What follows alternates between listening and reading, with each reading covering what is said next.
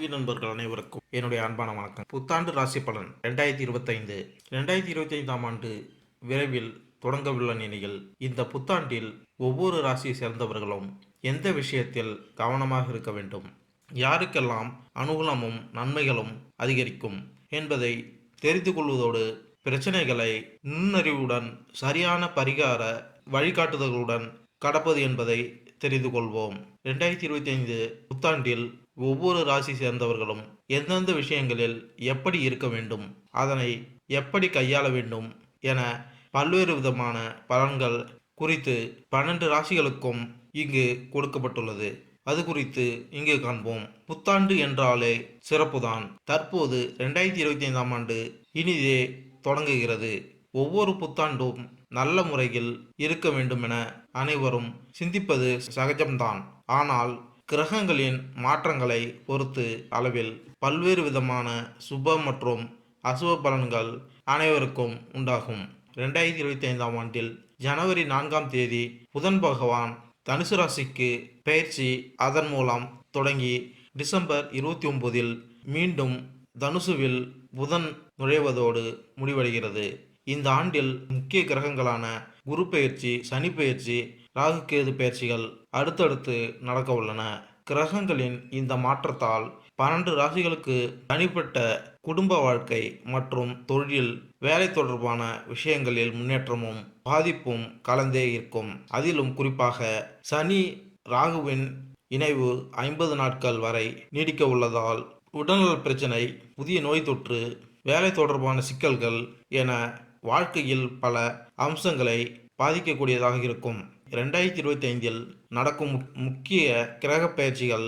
சனி பயிற்சி மார்ச் 29ஆம் தேதி சனி பகவான் கும்பராசியிலிருந்து பயிற்சியாகி மீனராசிக்கு பயிற்சியாகிறார். குரு பயிற்சி மே 14ஆம் தேதி புதன்கிழமை குரு பகவான் ரிஷப ராசியிலிருந்து மிதுன ராசிக்கு மாறவுள்ளார்.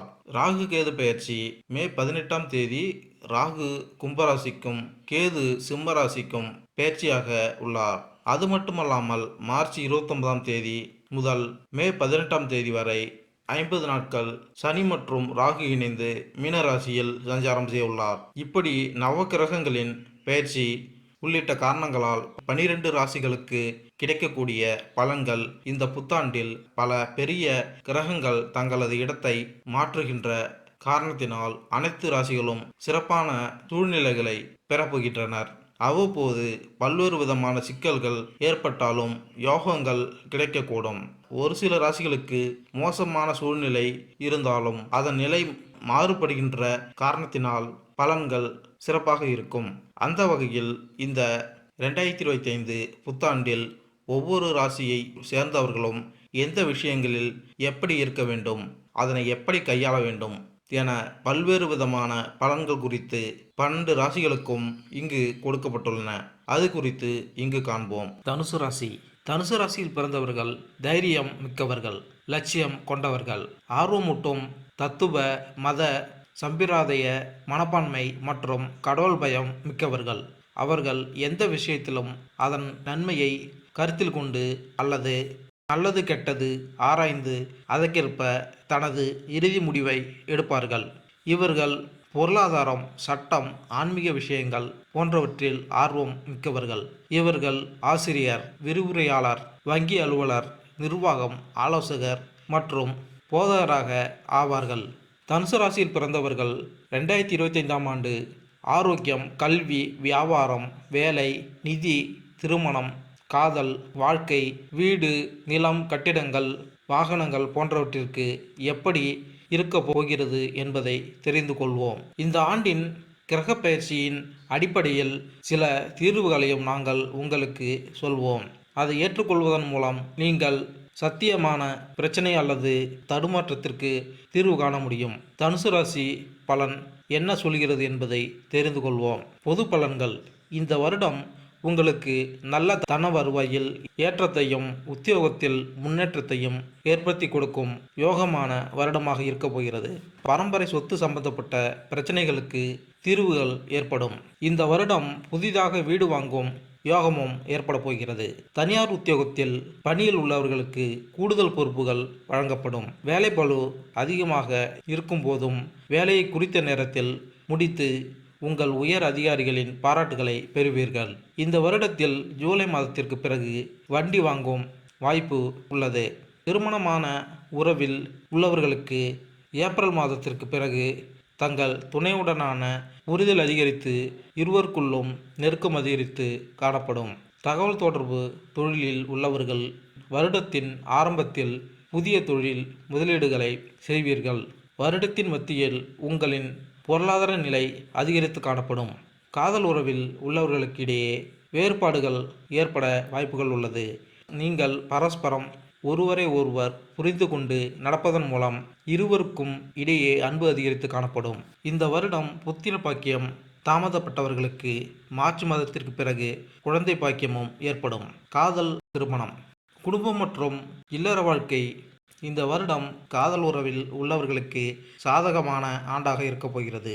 நீண்ட காலம் காதல் உறவில் இருப்பவர்களுக்கு திருமணம் முடிவதற்கு வாய்ப்புகள் மிகவும் சாதகமாக உள்ளது. பல வரன்கள் பார்த்தோம். சாதகமான வரன் அமையாதவர்களுக்கு மனதிற்கு பிடித்த வரன் அமைந்து திருமணம் நடைபெறும். ஜனவரி மாதத்தில் நடுத்தர வயதில் உள்ள தம்பதிகளுக்கு இடையே மனஸ்தாபங்கள் உருவாகலாம். தம்பதிகள் இருவரும் விட்டு கொடுத்து செல்வதன் மூலம் திருமண உறவில் நல்லிணக்கம் ஏற்படும். பிப்ரவரி மாதத்தில் காதல் உறவில் உள்ளவர்களுக்கு இடையே நல்லிணக்கம் அதிகரித்து காணப்படும். காதலர்கள் இருவரும் ஆன்மீக பயணம் சென்று வருவதன் மூலம் இருவருக்கும் இடையே நெருக்கம் அதிகரித்து காணப்படும். மார்ச் மாதத்தில் திருமணம் தாமதப்பட்ட ஆண்களுக்கு திருமண நிச்சயம் ஆகும்.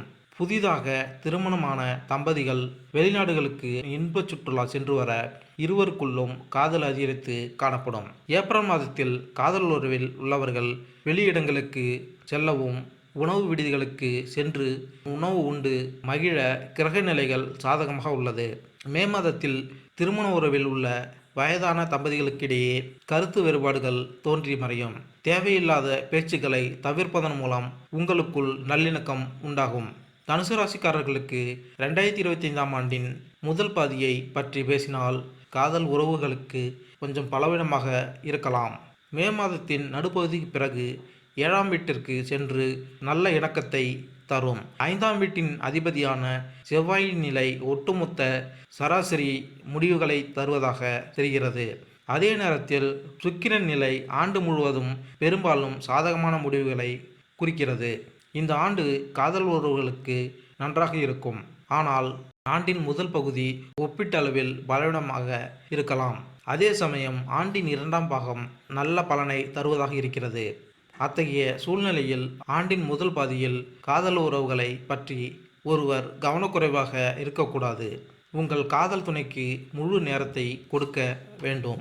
ஆண்டின் 2ஆம் பாதி நல்ல பலனை தரும்.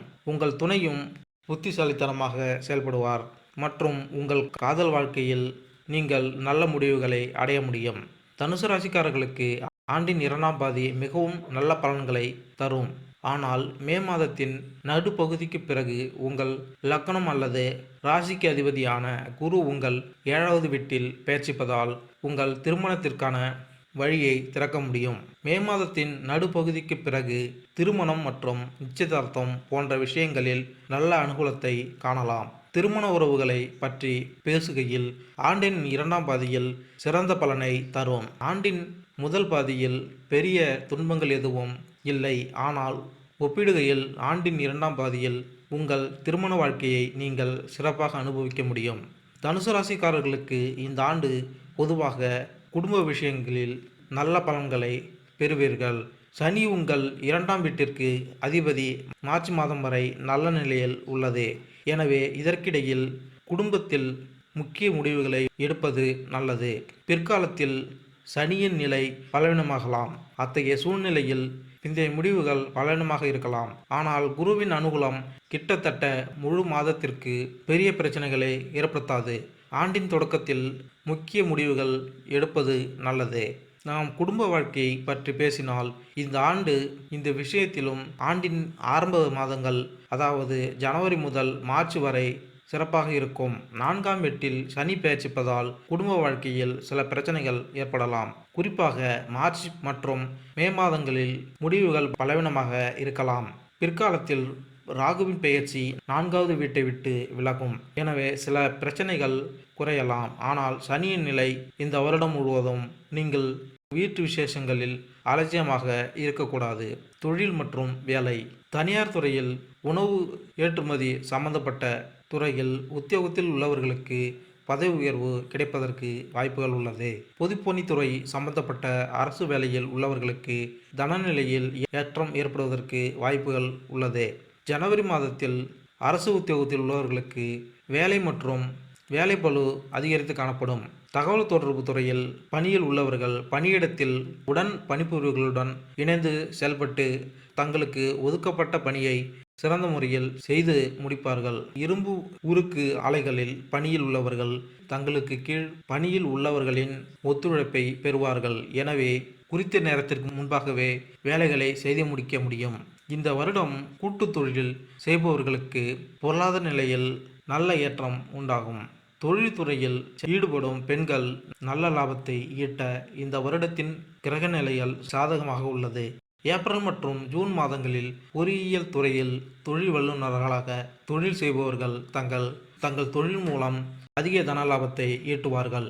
ஜூலை மற்றும் ஆகஸ்ட் மாதங்களில் புதிய தொழில் முதலீடுகள் செய்வது அதிக லாபத்தை கொடுக்கும். தனுசு ராசிக்காரர்களுக்கு 2025ஆம் ஆண்டு வணிக கண்ணோட்டத்தில் கலவையான முடிவுகளை தரலாம். ராகு கேதுவின் தாக்கம் மே மாதம் வரை 10ஆம் வீட்டில் இருக்கும். மார்ச் மாதம் முதல் மீதமுள்ள நேரம் வரை சனியின் தாக்கம் இருக்கும். இந்த 2 சூழ்நிலைகளும் பணியிடத்தின் பார்வையில் மிகவும் நல்லதாக கருதப்படாது. நீங்கள் யாருடன் சந்திப்பை நடத்த போகிறீர்கள் அல்லது உங்கள் பணி யாரை சார்ந்திருக்கிறது என்று உங்கள் அதிக ஆதரவை பெற முடியாது. மே மாதத்தின் நடுப்பகுதியில் இருந்து ஆண்டின் பிற்பகுதி வரை குரு உங்கள் 7வது வீட்டில் பெயர்ச்சிப்பது உங்கள் வணிகத்தை மேம்படுத்தும். புதனின் பயிற்சியும் ஆண்டின் பெரும்பகுதி உங்களுக்கு சாதகமாக இருக்கும். இந்த ஆண்டு வணிகம் எளிதாக இருக்காது என்று சொல்லலாம். ஆனால் உங்கள் தொழிலில் முன்னேற்றம் மற்றும் நல்ல லாபம் ஈட்ட முடியும். இந்த சாதனைகள் அனைத்தும் சாத்தியம். ஆனால் அவற்றிற்கு கடின உழைப்பு, விடாமுயற்சி மற்றும் நல்ல திட்டங்களில் வேலை செய்ய வேண்டும். தனுசு ராசிக்காரர்களுக்கு தொழில் பார்வையிலும் ஆண்டின் தொடக்கத்தில் இருந்து மே மாதத்தின் நடுப்பகுதி வரை குரு பயிற்சி உங்கள் 6ஆம் வீட்டில் இருக்கும். வேலை தேடும் நபர்களுக்கு இது உதவியாக இருக்கும். போட்டித் தேர்வுகள் அல்லது நேர்காணல்கள் எதுவாக இருந்தாலும் இந்த விஷயங்களில் நீங்கள் வெற்றி பெறுவீர்கள். உங்களுக்கு வேலையும் கிடைக்கும். ஆனால் உங்கள் சாதனைகளில் நீங்கள் முழுமையாக திருப்தி அடையாமல் இருக்கலாம். மே மாதம் வரை ராகுவின் பெயர்ச்சி உங்கள் மனதில் அதிருப்தி உணர்வுகள் இருக்கலாம். மே மாதத்திற்கு பிறகு ராகு மற்றும் குரு இருவரின் பெயர்ச்சி சாதகமாகி வருகிறது. அத்தகைய சூழ்நிலையில் நீங்கள் உங்கள் வேலையை இன்னும் சிறப்பாக செய்ய முடியும். எல்லா வகையான வேலைகளையும் செய்பவர்கள் புதிதாக ஏதாவது பரிசோதனை செய்ய முடியும். நீங்கள் பதவி உயர்வு போன்றவற்றையும் பெற முடியும். மார்ச் மாதம் முதல் தனிப்பெயர்ச்சி மாறுவது மனதில் அதிருப்தியை ஏற்படுத்தும். இந்த ஆண்டு சில சிரமங்களுக்கு பிறகு உங்கள் வேலையை நீங்கள் சிறப்பாக செய்ய முடியும். வேலை மாற்றமும் சாத்தியமாகும். அதே நேரத்தில் சிலருக்கு பதவி உயர்வும் கிடைக்கும். ஆனால் நீங்கள் எதிர்பார்த்த உங்கள் சாதனைகள் குறித்து திருப்தி உங்களுக்கு இருக்காது. நிதி நிலைமை. தனுசு ராசிக்காரர்களுக்கு 2025ஆம் ஆண்டு நிதி விஷயங்களில் சராசரியை விட சிறந்த முடிவுகளை தரலாம். ஆண்டின் தொடக்கத்திலிருந்து மே மாதத்தின் நடுப்பகுதி வரை செல்வத்தை குறிக்கும் 6வது வீட்டில் குரு பெயர்ச்சிப்பது நல்லதாக கருதப்படவில்லை. ஆனால் 9ஆம் வீட்டிலிருந்து பண வீட்டை பார்ப்பதன் மூலம் செல்வ குவிப்பு விஷயத்தில் குரு கிரகம் உங்களுக்கு உதவியாக இருக்கும். செல்வத்தின் அதிபதியான சனி பகவான் மார்ச் மாதம் வரை தனது ராசிக்கு 3வது வீட்டில் தங்கி உங்கள் நிதி பக்கத்தை பலப்படுத்த விரும்புவார். மார்ச் மாதத்திற்கு பிறகு சனியின் நிலை வலுவிழக்கும். மே மாதத்தின் நடுப்பகுதிக்கு பிறகு குரு நிலை வலுவடையும். மே மாதத்தின் நடுப்பகுதிக்கு பிறகு குரு லாப வீட்டை பார்த்து நல்ல வருமானத்தை பெற முயற்சிப்பார். சில கிரகங்கள் பலவீனமான பலனையும் தருவதையும் மாறிய பிறகும் சில கிரகங்கள் நல்ல பலனையும் சில கிரகங்கள் பலவீனமான பலன்களையும் தருவதாக காண்கிறோம். கிரகப்பெயர்ச்சி நிதி விஷயங்களில் கலவையான பலன்களை தரும். ஆனால் பணத்தின் குறிகாட்டியான குரு லாபம் மற்றும் செல்வத்தின் வீட்டோடு இணைந்திருப்பார். ஆண்டின் முதல் பாதியில் நீங்கள் நன்றாக சேமித்த பணத்தை நன்றாக பயன்படுத்த முடியும். இந்த வருடம் பங்கு வர்த்தகம் மற்றும் அந்நிய செலாவணி முதலீடுகள் நல்ல லாபத்தை கொடுக்கும்.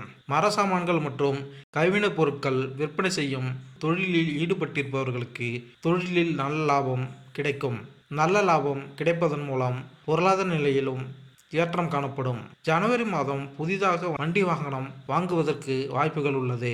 பிப்ரவரி மாதம் நிதி ஆலோசகர்களாக தொழில் செய்பவர்களுக்கு தனநிலையில் ஏற்றம் காணப்படும். பிப்ரவரி மாதம் தகவல் தொடர்பு சம்பந்தப்பட்ட தொழில் செய்பவர்களின் சமூக அந்தஸ்து அதிகரித்து காணப்படும். மார்ச் மாதத்தில் உணவு சம்பந்தப்பட்ட துறையில் கூட்டு தொழில் செய்பவர்கள் தன லாபம் அதிகரித்து காணப்படும். ஏப்ரல் மாதத்தில் அரசு துறையில் மேலாளர்களாக பணியில் உள்ளவர்களுக்கு வருமானம் அதிகரித்து காணப்படும். மே மாதத்தில் உங்கள் வீட்டு தேவையான வீட்டு உபயோகப் பொருட்கள் வாங்குவதற்கு அதிக செலவு செய்வீர்கள். ஜூன் மாதத்தின் ஆயத்த ஆடை உற்பத்தி செய்யும் தொழில் செய்பவர்களுக்கு லாபம் அதிகரித்து காணப்படும். நிலம், கட்டிடம் மற்றும் வாகன சுகம். தனுசு ராசிக்காரர்களுக்கு நிலம் மற்றும் கட்டிடங்கள் தொடர்பான விஷயங்களை பற்றி பேசினால் இந்த ஆண்டு கொஞ்சம் பலவீனமாக இருக்கலாம். இந்த ஆண்டின் இரண்டாம் பகுதி ஒப்பீட்டு அளவில் சிறப்பாக இருக்கும். ஆண்டின் தொடக்கத்திலிருந்து மே மாதம் வரை 4வது வீட்டில் ராகு பெயர்ச்சிப்பதால் நிலம் மற்றும் கட்டிடம் தொடர்பான விஷயங்களில் சில தடைகள் அல்லது பிரச்சனைகள் உருவாகலாம். இதற்கிடையில் ரியல் எஸ்டேட் தொடர்பான விஷயங்களை ஒத்தி வைப்பது நல்லது. ஆனால் இது போன்ற முடிவுகளை எடுப்பது மிகவும் முக்கியம் என்றால் சர்ச்சைக்குரிய மற்றும் சந்தேகத்திற்குரிய ஒப்பந்தங்களை தவிர்க்க வேண்டும். ஏதேனும் மோசடியை நீங்கள் சந்தேகித்தால் அத்தகைய ஒப்பந்தங்களிலிருந்து விலகி இருப்பது புத்திசாலித்தனமாக இருக்கும். மே மாதம் முதல் ராகு பெயர்ச்சி 4வது வீட்டிலிருந்து விலகி 4ஆம் வீட்டிற்கு அதிருப்தியான குருநிலை வலுப்பெற்றாலும் சனியின் பெயர்ச்சி 4வது வீட்டில் இருக்கும். அத்தகைய சூழ்நிலையில் முடிவுகள் ஒப்பீட்டளவில் சிறப்பாக இருந்தாலும் வழக்குகள் ஆபத்து இல்லாத மனசங்கடத்தில் இருக்காது. இந்த முதல் பாதியை விட ஆண்டின் இரண்டாம் பாதி சிறப்பாக இருக்கும். வாகனங்கள் தொடர்பான விஷயங்களை பற்றி பேசினால் ஆண்டின் இரண்டாம் பாதி இந்த விஷயத்திலும் சிறப்பாக இருக்கும். எனவே முடிந்தவரை வாகனம் வாங்குவதை தவிர்ப்பது நல்லது. ஆனால் இந்த வாகனத்தை வாங்குவது மிகவும் முக்கியம். மே மாதத்தின் நடுப்பகுதிக்கு பிறகு மட்டுமே வாங்குவது புத்திசாலித்தனமாக இருக்கும். மாணவர் மற்றும் கல்வி. இந்த ஆண்டு ஆராய்ச்சி கல்வி படிக்கும் மாணவர்களுக்கு சாதகமான வருடமாக அமையப் போகிறது. ஆரம்ப கல்வி படிக்கும் மாணவர்கள் பாடத்தை நன்றாக உள்வாங்கி படித்து முதன்மை மாணவர்களாக திகழ்வார்கள். ஜனவரி மாதத்தின் நடுநிலை பள்ளிகளில் படிக்கும் மாணவர்களின் படிப்பில் கவனத்தை திசை திருப்பும் வாய்ப்புகள் உள்ளது. பொறுப்புடன் படிப்பது நன்மை பயக்கும். பிப்ரவரி மாதத்தில் உயர்நிலை பள்ளியில் படிக்கும் மாணவர்கள் பள்ளி இறுதித் தேர்வுகளில் அதிக மதிப்பெண்கள் எடுத்து படிப்பில் சாதிப்பார்கள். மார்ச் மாதத்தில் மேல்நிலைப் பள்ளிகளில் கல்வி பயிலும் மாணவர்களின் உள்வாங்கும் திறன் கூடும். ஆனால் அவர்களால் தேர்வுகளில் முதன்மை பெற முடியும். ஏப்ரல் மாதத்தில் பொறியியல் பட்டய படிப்பு படிக்கும் மாணவர்களின் அறிவு ஆற்றல் அதிகரித்து காணப்படும். அதனால் அவர்கள் நல்ல மதிப்பெண்கள் எடுத்து சாதிப்பார்கள். மே மாதத்தில் இளங்கலை பொறியியல் படிக்கும் மாணவர்கள் நண்பர்களிடம் நல்லுறவை வளர்த்து கொள்வீர்கள். இந்த நட்பானது குழுவாக படித்து படிப்பில் வெற்றி பெறுவதற்கு வழிவகை செய்யலாம். தகவல் தொழில்நுட்பம் படிக்கும் மாணவர்கள் சிறந்த முறையில் தேர்வுகளை எழுதி நல்ல மதிப்பெண்களை பெறுவார்கள். வெளிநாட்டில் முதுகலை பொறியியல் படிக்கும் மாணவர்கள் கல்வியில் சிறந்து விளங்குவார்கள். நுண்ணுயிரியல் ஆராய்ச்சி கல்வி படிக்கும் மாணவர்கள் தங்களது ஆராய்ச்சியில் வெற்றி பெற்று முனைவர் பட்டம் பெறுவார்கள். உயிர் வேதியியல் படிப்பில் ஆராய்ச்சி கல்வி படிக்கும் மாணவர்கள் ஆராய்ச்சியில் புதிய கண்டுபிடிப்புகள் கண்டுபிடிப்பார்கள். இந்த ஆராய்ச்சியானது உலக அளவில் பேசப்படும். வெளிநாட்டில் இளங்கலை பொறியியல் படிப்பை படிக்கும் மாணவர்கள் படித்து முடிந்தவுடன் வெளிநாட்டில் வேலை கிடைக்கும் வாய்ப்புகள் உள்ளது. போட்டித் தேர்வுக்காக படித்து கொண்டிருக்கும் மாணவர்களுக்கு ஜூன் மாதத்தில் படிப்பில் கவனக்குறைவு ஏற்படலாம். எனவே அவர்கள் தினமும் தியானத்தை செய்து கவனக்குறைவு ஏற்படாமல் பார்த்து கொள்ளலாம். கல்வியை பொறுத்தவரை 2025ஆம் ஆண்டு சராசரியை விட ஓரளவு சிறந்த பலனை தரும். ஆண்டின் தொடக்கத்திலிருந்து மே மாதத்தின் நடுப்பகுதி வரை 6ஆம் வீட்டில் குரு பெயர்ச்சிப்பது போட்டித் தேர்வுகளில் பங்கேற்கும் மாணவர்களுக்கு நல்ல பலனை தரும். மே மாதம் குரு அனைத்து வகையான மாணவர்களுக்கும் நல்ல பலனை தரும். மே மாதத்தின் நடுப்பகுதிக்கு முந்தைய நேரம் சில சிறப்பு மாணவர்களுக்கு மட்டுமே சாதகமாக இருக்கும். அதே சமயம் அனைத்து மாணவர்களுக்கும் நல்ல நேரம் இருக்கும். 2025ஆம் ஆண்டு ராகுவின் பெயர்ச்சியால் நீங்கள் உங்கள் விஷயத்தில் கவனம் செலுத்த வேண்டும். உங்கள் படிப்பில் கவனம் செலுத்துவதற்கும் நீங்கள் தொடர்ந்து முயற்சி செய்ய வேண்டும். ஆரோக்கியம் 2025ஆம் ஆண்டு உங்களுக்கு ஆரோக்கிய கண்ணோட்டத்தில் கலவையான பலன்களை தரக்கூடும். சனியின் பெயர்ச்சி ஆண்டின் தொடக்கத்தில் இருந்து மார்ச் மாதம் வரை நல்ல பலனை தருவதாக தெரிகிறது. அதே நேரத்தில் மார்ச் மாதத்திற்கு பிறகு சனி ஆரோக்கியத்தை பொறுத்தவரை பலவிதமான பலன்களை தரக்கூடும். குறிப்பாக நெஞ்சு இதயம் சம்பந்தப்பட்ட ஏதேனும் பிரச்சனை உள்ளவர்கள் மார்ச் மாதத்திலிருந்து மிகவும் கவனமாக இருக்க வேண்டும். இருப்பினும் மே மாதம் முதல் ராகுவின் பெயர்ச்சி 4வது வீட்டில் இருந்து விலகுவதால் பிரச்சனைகள் குறையும். ஆனால் ஏப்ரல் முதல் மே மாதத்தின் நடுப்பகுதி வரை ஆரோக்கியத்தில் அதிக அக்கறை தேவை. மே மாதத்தின் நடுப்பகுதிக்கு பிறகு குரு பெயர்ச்சி உங்கள் 7வது வீட்டை அடைந்து முதல் வீட்டை பார்த்து பிரச்சனைகளை முடிவுக்கு கொண்டு வரும். சனியின் பார்வையால் சில பிரச்சனைகள் ஏற்பட்டாலும் அவற்றை சரி செய்ய குரு உதவியாக இருக்கும். இதன் மூலம் இந்த வருடம் சில உடல்நல கோளாறுகள் அவ்வப்போது தென்படலாம் என்றாலும் உங்களின் பொறுமையாலும் புத்துணர்வாலும் குருவின் அருளாலும் பிரச்சனைகள் விரைவில் நீங்கி நல்ல ஆரோக்கியத்தை பெறுவீர்கள். இந்த வருடம் உங்களுக்கு உடல் ஆரோக்கியமானது சிறப்பான நிலையிலேயே இருக்கும். ஜனவரி மாதம் உங்கள் ஆரோக்கியத்தில் சிறிது கவனம் தேவை. உப்பசம் மற்றும் அஜீரண கோளாறுகள் வரலாம். தினமும் சரியான நேரத்திற்கு உணவு உண்பதன் மூலமும் உடற்பயிற்சி செய்வதன் மூலமும் உங்கள் ஆரோக்கியத்தை நீங்கள் பாதுகாத்து கொள்ள முடியும். பிப்ரவரி மாதம் வீட்டில் உள்ள பெரியவர்களின் உடல் நலனில் அக்கறை தேவை. கண் மற்றும் காது சம்பந்தப்பட்ட பிரச்சனைகள் தலை தூக்கலாம். மருத்துவரிடம் சரியான சிகிச்சை எடுத்துக்கொள்வதன் மூலம் இதிலிருந்து குணமடையலாம். இளவயது ஆண்களுக்கு மார்ச் மாதம் கழுத்து வலி மற்றும் தோள்பட்டை வலி போன்ற பிரச்சனைகள் ஏற்பட வாய்ப்புகள் உள்ளது. மருந்து எடுத்துக்கொள்வதன் மூலம் கழுத்து வலி மற்றும் தோள்பட்டை வலி போன்ற பிரச்சனைகள் நீங்கும். மத்தியம வயதை உடையவர்களுக்கு ஏப்ரல் மாதத்தில் அஜீரண கோளாறுகள் தோன்றலாம். நீங்கள் எடுத்துக்கொள்ளும் உணவில் கவனம் தேவை.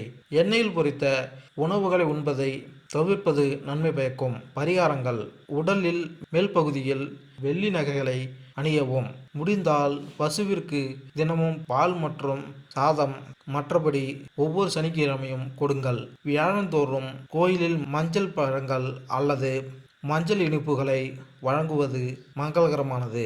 வியாழக்கிழமைகளில் வீட்டில் உள்ள சிறிய காமதேனு படத்திற்கு தீபதூபம் வழிபாடு செய்வது நன்மை பயக்கும். ஏழை மாணவர்களுக்கு வஸ்திர தானம் செய்வது தனநிலையை உயர்த்தும். சிறிய யானை சிலையை தொழில் செய்யும் இடத்தில் வைப்பது தொழிலில் லாபத்தை கொடுக்கும். தங்கள் வீட்டு அருகில் உள்ள விநாயகர் கோவிலுக்கு வியாழக்கிழமை சென்று வழிபாடு செய்து வருவது உங்கள் உடல் ஆரோக்கியத்தை மேம்படுத்தும். தன வருவாய் அதிகரிக்க குரு பூஜை மேற்கொண்டால் நன்மை உண்டாகும். மேலும் இந்த வீடியோ உங்களுக்கு பிடித்திருந்தால் லைக் பண்ணுங்க, கமெண்ட் பண்ணுங்க, மறக்காம சப்ஸ்கிரைப் பண்ணுங்க. நன்றி, வணக்கம்.